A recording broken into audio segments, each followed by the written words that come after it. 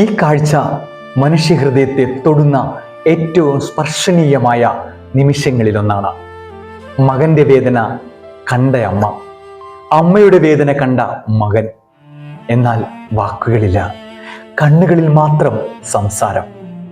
മറിയം തൻ്റെ മകനെ രക്ഷിക്കാനാകാതെ നിൽക്കുകയാണ്. എന്നാൽ അവൾ തളരുന്നതേയില്ല. ഈശോ തൻ്റെ കുരിശ് ചുമന്നുകൊണ്ട് മുന്നോട്ട് പോകുന്നു. കാരണം അത് രക്ഷയുടെ വഴിയാണ്. ഈ നിമിഷം നമ്മോട് ചോദിക്കുന്നത് ഇതാണ്: ജീവിതത്തിൽ വേദനകൾ വരുമ്പോൾ നമ്മൾ പിന്നോട്ട് പോകുന്നവരാണോ, അല്ലെങ്കിൽ ഈശോയെയും പോലെ മുന്നോട്ട് പോകുന്നുണ്ടോ? മാതാവിൻ്റെ സാന്നിധ്യം നമ്മെ ശക്തരാക്കുന്നുണ്ട്. ചിലപ്പോൾ നമ്മെ ആശ്വസിപ്പിക്കുവാൻ വാക്കുകൾ വേണ്ട, സാന്നിധ്യം മതി.